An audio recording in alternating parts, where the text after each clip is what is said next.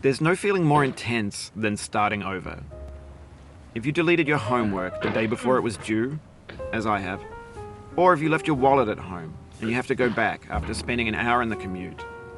If you won some money at the casino and then put all your winnings on red but it came up black.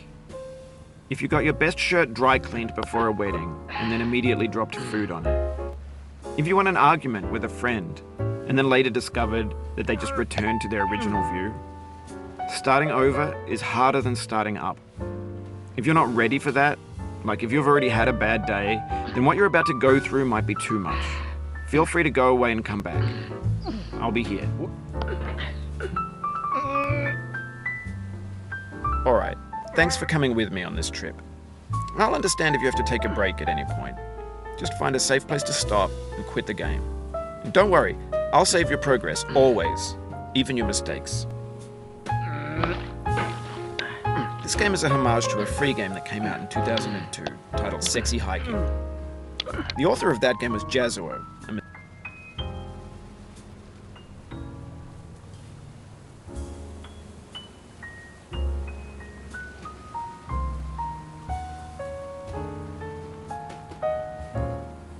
Mysterious Czech designer who was known at the time as the father of B games.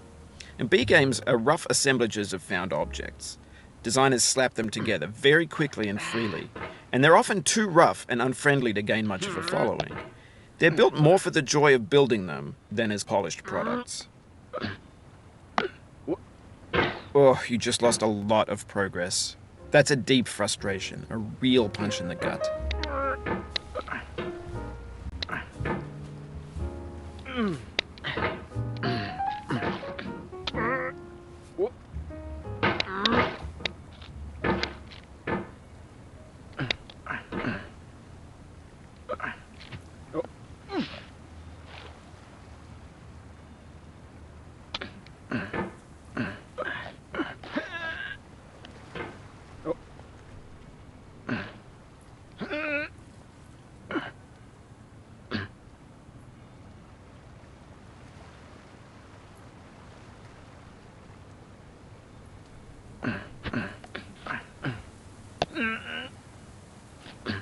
No.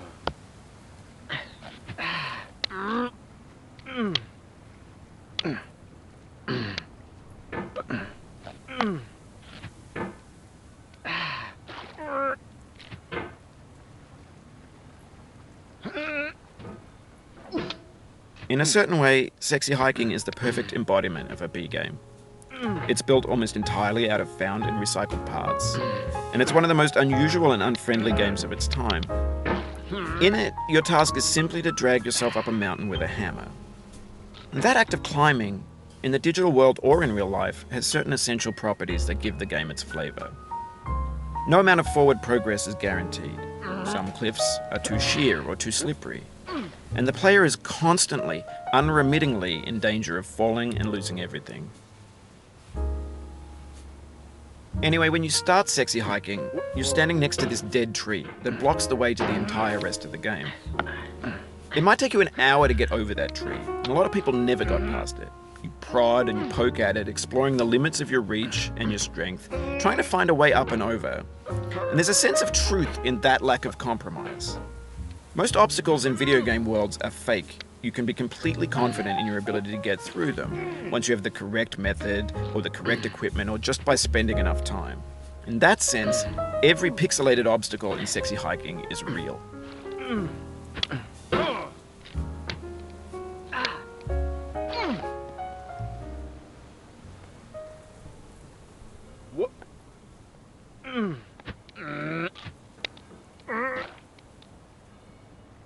Oof, sorry about that.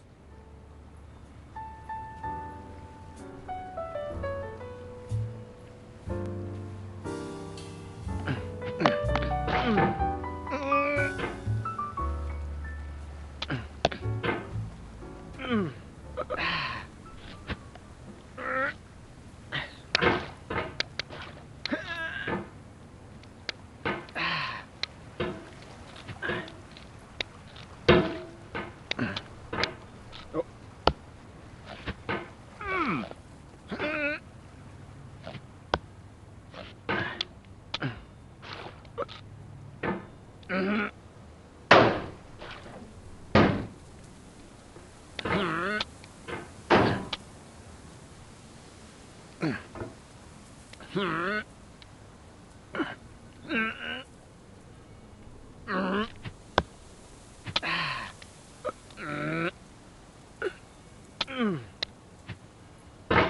it happened again.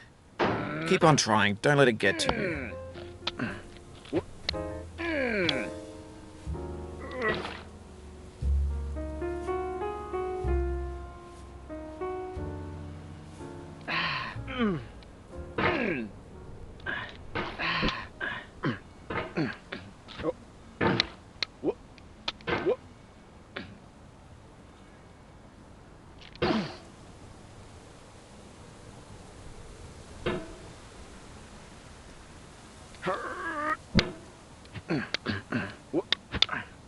The obstacles in sexy hiking are unyielding, and that makes the game uniquely frustrating. But I'm not sure Jazuo intended to make a frustrating game. The frustration is just essential to the act of climbing, and it's authentic to the process of building a game about climbing.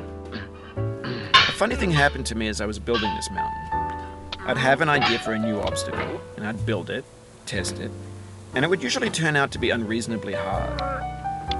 But I couldn't bring myself to make it easier. It already felt like my inability to get past the new obstacle was my fault as a player rather than as a builder. Imaginary mountains build themselves from our efforts to climb them, and it's our repeated attempts to reach the summit that turns those mountains into something real.